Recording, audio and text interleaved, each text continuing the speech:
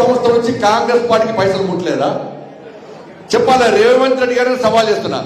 Green course సంస్థ నుంచి కాంగ్రెస్ పార్టీకి పైసలు ముట్టినాయా ముట్టలేదా? ఇంతవరకు ఒక్క పైసా ముట్టలే అని చెప్పి నువ్వు ప్రమాణం చేయి. కాంగ్రెస్ పార్టీ సవాల్ సిద్ధమా?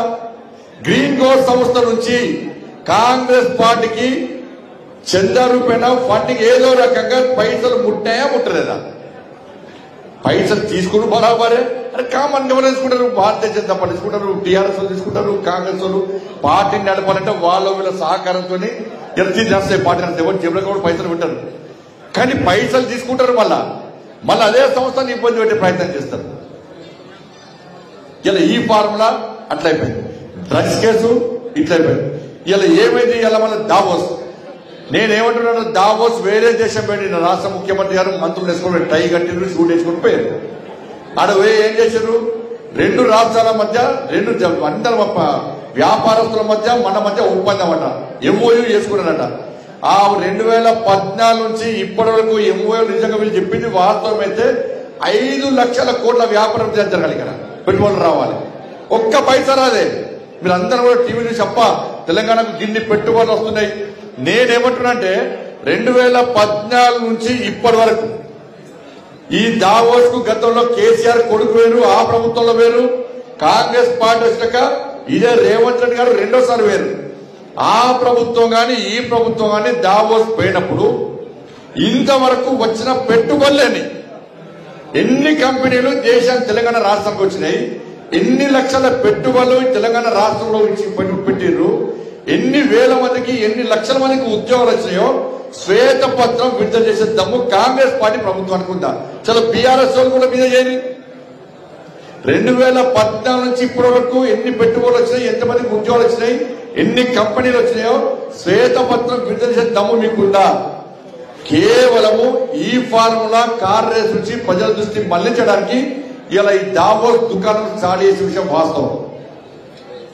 ఇలా ఎందుకు చర్య కేసీఆర్ కుటుంబం మీద ఎందుకు చర్యలు తీసుకోలేకపోతుంది కాంగ్రెస్ పార్టీ? ఎందుకంటే ఇద్దరు ఒకటే, వీళ్ళు కేసు బయటపడితే వాళ్ళు కేసు బయటపడతారు, వాళ్ళు కేసు బయటపడితే వీళ్ళు కేసు బయటపడతారు. ఇద్దరు రెండు పార్టీలు అవినీతి పార్టీలే. రెండు పార్టీలు అడ్డమొత్తం అవినీతి కేరా ఫండర్స్ గా మారింది కాబట్టి ఒకరి మీద ఒకరు చర్యలు తీసుకునే ప్రయత్నం చేస్తున్నది వాస్తవం. ఇలా ఫీజులు ఎవరు పట్టిస్తలేరు, కాలేలని మొత్తుకుంటూ యాజమాన్యాలు మొత్తుకుంటున్నాయి.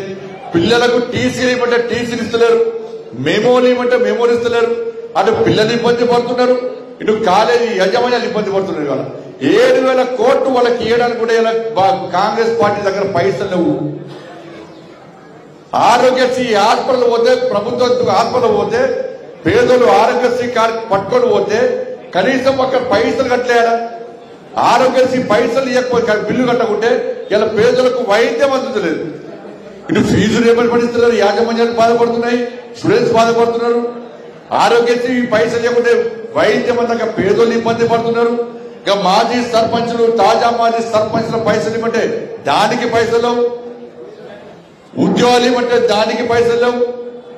మా అక్కలకు మీకు ఇంతమంది అక్కల 2,500 రూపాయలు ఇస్తారని మీ అందరికీ. మీ 2,500 రూపాయలు అకౌంట్ పట్టే అక్క మీకు ఇచ్చారు ఎవరైనా? 2,500 రూపాయలు ఇస్తారని ఓటేసారు కదా, మీరు తులం బంగారం ఇస్తాంటే ఓటేసారు కదా, మీ స్కూటీ ఇస్తాంటే ఓటేసారు కదా. ఒక్క పైస లేదు, ఒక్క పైస లేదు. ఇక మా అమ్మలకు, మా పెద్దమ్మలకు, తాతలకు, అమ్మలకు ఏమో 4,000 రూపాయలు ఆస్తారా పెన్షన్ ఇస్తారు. ఒక్కరికైనా వచ్చింది ఎవరికైనా? అంటే మీకు అయిపోయి పిల్లలకు చదువుకోవడానికి 5 లక్షల రూపాయలు ఇస్తారు. అటేమైంది? ఇంద్రమ్మ ఇల్లు అన్నాను కొత్తగా. బిడ్డ ఇంద్రమ్మ ఇల్లు అని పేరు పెడితే కేంద్ర ప్రభుత్వం నుంచి ఒక్క ఇల్లు రాసి పెట్టుకోండి. ఇచ్చేది ప్రధానమంత్రి ఆవాస్ యోజన. నరేంద్ర మోడీ గారి ప్రభుత్వం ప్రధానమంత్రి ఆవాస్ యోజన కింద తెలంగాణ రాష్ట్రానికి ఇల్లు ఇవ్వడానికి సిద్ధంగా ఉంది. మీరు ప్రధానమంత్రి ఆవాస్ యోజన పక్కకు పెట్టి ఇంద్రమ్మ ఇళ్ల పేరుతో మళ్ళా గ్యాంబ్లింగ్ చేసే ప్రయత్నం చేస్తే ఒక్క ఇల్లు కూడా కేంద్ర ప్రభుత్వం ఇవ్వదు. రేషన్ కార్డుల మీద నరేంద్ర మోడీ గారి ఫోటోలు ఇచ్చేది, రేషన్ ఇచ్చేది కేంద్ర ప్రభుత్వం, మీకు బియ్యం ఇచ్చేది కేంద్ర ప్రభుత్వం, ఒక్క పప్పులు ఉప్పులు ఇచ్చేది కేంద్ర ప్రభుత్వం. ఇప్పుడు రేషన్ కార్డులు ఇవ్వమంటే రేషన్ కార్డుల మీద ముఖ్యమంత్రి గారు ఫోటో పెడతారు, కాంగ్రెస్ పార్టీ ఇంద్రమ్మ ఫోటో పెడతారు. ఎవరు జాగిరి? ఇచ్చేది నరేంద్ర మోడీ గారు, ఫోటోలు మాత్రం వీళ్ళు పెట్టుకుంటారు. రేషన్ కార్డుల మీద నరేంద్ర మోడీ గారి ఫోటోలు లేకుంటే మీకు రేషన్ కూడా రాసి పెట్టుకోరు. పేదలకు డైరెక్ట్ ఇస్తాం, ఎట్టియాలని ప్లాన్ చేస్తాం. మేము పేదలకు అన్యాయం చేయం. మేము ఇల్లు ఇచ్చే విషయంలో పేదలకు అన్యాయం చేయం. ఎట్లా పేదలకు డైరెక్ట్ ఇల్లు ఇవ్వాలో దాని విషయంలో ఆలోచిస్తే మీ ప్రభుత్వం బర్బాద్ అయితే విషయాన్ని గుర్తుంచుకోవాలి. రేషన్ కార్డుల విషయంలో, ప్రధానమంత్రి ఆవాస్ యోజన విషయంలో పేదలకు ఇల్లు ఇచ్చే బాధ్యత మాది, పేదలకు రేషన్ ఇచ్చే బాధ్యత మాది. కానీ పేర్లు మార్చి ఫోటోలు మార్చి మీ పథకాలుగా చిత్రీకరించే ప్రయత్నం చేస్తే కేంద్ర ప్రభుత్వం ఊరుకోదన్న విషయాన్ని గుర్తుంచుకోవాలి. పైసలు మనై పేరు మాత్రం కర్రీమేళ బీఆర్ఎస్ చెప్పుకుంటే కాంగ్రెస్ మళ్ళీ చెప్పుకుంటారు. వాళ్ళు 30,000 కోట్లు మిత్తి కడుతున్నారు సంవత్సరానికి. కాంగ్రెస్ 30,000 కోట్లు సంవత్సరం లోపలనే మిత్తి కడుతున్నారు. ఇప్పటికే దాదాపు అప్పులు చేశారు, పొట్టు అప్పులు చేస్తున్నారు. ఇలా కేసీఆర్ 6 లక్షల కోట్లు అప్పు చేసిందంటే బీఆర్ఎస్ సంవత్సరం లోపల అప్పు చేస్తున్నారు. మీరు 3 సంవత్సరాల లోపలనే 5 లక్షల కోట్లు అప్పు చేస్తున్నారు. ఈ అప్పు ఎవరు కట్టాలి? మనమే కట్టాలి, మనమే పన్నులు వేస్తారు మనకే. కాబట్టి ఆలోచించాలి. నిధులు ఇచ్చేది, అభివృద్ధి చేసేది కేంద్ర ప్రభుత్వం, ఇచ్చేది నరేంద్ర మోడీ గారి ప్రభుత్వం. కానీ సొక్కొక్కరిది సోకొక్కరిది అన్నట్టుగా బీఆర్ఎస్ పార్టీ గతంలో ఏం చేసిందో కాంగ్రెస్ పార్టీ ప్రభుత్వం కూడా గదే చేస్తుంది. కాబట్టి ఈ స్థానిక సంస్థల ఎన్నికల్లో ప్రజలందరూ ఇలా అలర్ట్ గా ఉండాల్సిన అవసరం ఉన్నది. అంటే అదేవిధంగా దానికంటే ముందొచ్చేటువంటి ఎమ్మెల్సీ ఎన్నికలు కూడా మేధావి వర్గం అంతా కూడా ఆలోచించాలి. మేధావులు తప్పు చేస్తే సమాజాన్ని, దేశాన్ని, తెలంగాణ రాష్ట్రాన్ని ఎవరు కాపాడలేడు. మీరు మేధావులకు సంబంధించిన కొన్ని ఎన్నికలు మేధావులు తప్పు చేస్తే మొత్తం పూర్తిగా తెలంగాణ రాష్ట్రం సర్వనాశనం అవుతుంది.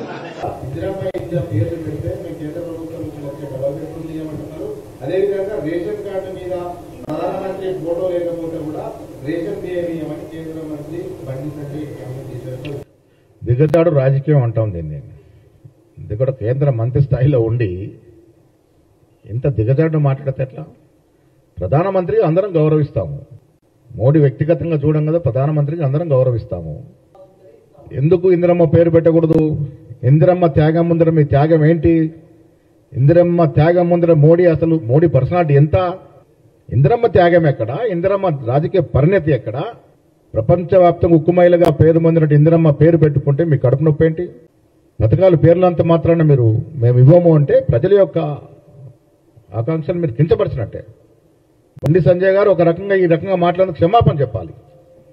ఇందిరమ్మ ఈ దేశ ప్రజలందరూ కూడా ఇప్పటి గుండెలో పెట్టుకొని ఒక తల్లిగా చేసుకుంటే మహానాయకురాలు. ఆవిడ పేరు పెడితే మీకు ఇంత నొప్పి అంటే ఏ రకంగా అంటారు? ఏ హక్కుతో అంటా ఉన్నారు మీరు? ఇందిరమ్మ పేరు పెడితే ప్రధానమంత్రి ఫోటో పెట్టుకునే కార్యక్రమాలు ఇవ్వలేమని. ఇవాళ ఇందిరమ్మ ఇల్లు ఇస్తా ఉన్నాం, మేము ఎక్కడ కూడా పార్టీ చూడట్లేదు కదా, ఎవరు అర్హులైతే వారికి ఇస్తా ఉన్నాం. ఇంత దిగజాడు రాజకీయాలు చేయొద్దని నేను బండి సంజయ్ గారు ఇతో పలుకుతా ఉన్నా. ఇందిరమ్మ ఈ దేశంలో గొప్ప మహానాయకురాలు, ఈ దేశంలో కూడా ప్రపంచవ్యాప్తంగా పేరు గడించినటువంటి భారతదేశానికి ఒక పేరు తెచ్చినటువంటి ఉక్కుమైలుగా చెందినట్టు మహానాయకురాలు ఇందిరాగాంధీ గారు. ఆ తర్వాత రాజీవ్ గాంధీ గారు ప్రాణాలు అర్పించారు ఈ దేశం కోసము. అరే మీ ఇళ్లలో శూనకారు కూడా కావాలి దేశం కోసం. గాంధీ కుటుంబంలో అందరూ ప్రాణత్యాగం చేస్తారు, దేశం కోసం ప్రాణత్యాగం చేస్తారు. ఇందిరాగాంధీ తూటాలకు బలైంది, రాజీవ్ గాంధీ బాంబు దాడులకు బలయ్యాడు, నెహ్రూ 9.5 సంవత్సరాలు నిరాటకంగా జైల్లో ఉన్నాడు. ఎవరు చేయగలుగుతారు ఈ కార్యక్రమాలు? ఇంత త్యాగం ఎవరు చేయగలుగుతారు? అలాంటి కుటుంబాన్ని కించపరిచే విధంగా ఎవరు మాట్లాడినా ప్రజలు క్షమించరు. ప్రధానమంత్రిగా అందరం కూడా గౌరవిస్తాము, కానీ మీరు ఇంత దిగజారు రాజకీయాలు చేస్తే ప్రజలు సహించరనే మాట మీ ద్వారా వారికి స్పష్టం చేస్తా ఉన్నాను. ఇంకా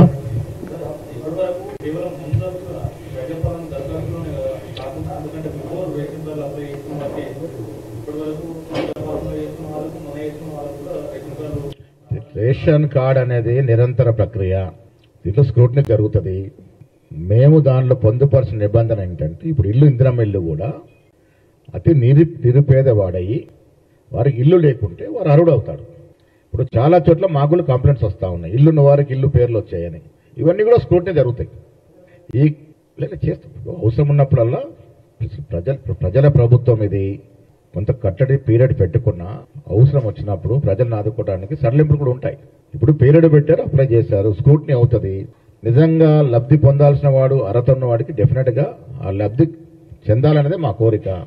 ఎవరికి కూడా బీదవాడు ఎవరికి కూడా ఈ పథకం చేజారిపోకుండా ఉండడానికి జాగ్రత్తలు తీసుకుంటా ఉన్నాం. చాలా చోట్ల కంప్లైంట్స్ వస్తూ ఉన్నాయి. చాలా చోట్ల వస్తూ ఉన్నాయి. దీన్ని కూడా స్క్రూటినీ చేసి నిజమైన పేదవాడికి అందేలా ప్రయత్నం చేయాలనేది మా కోరిక.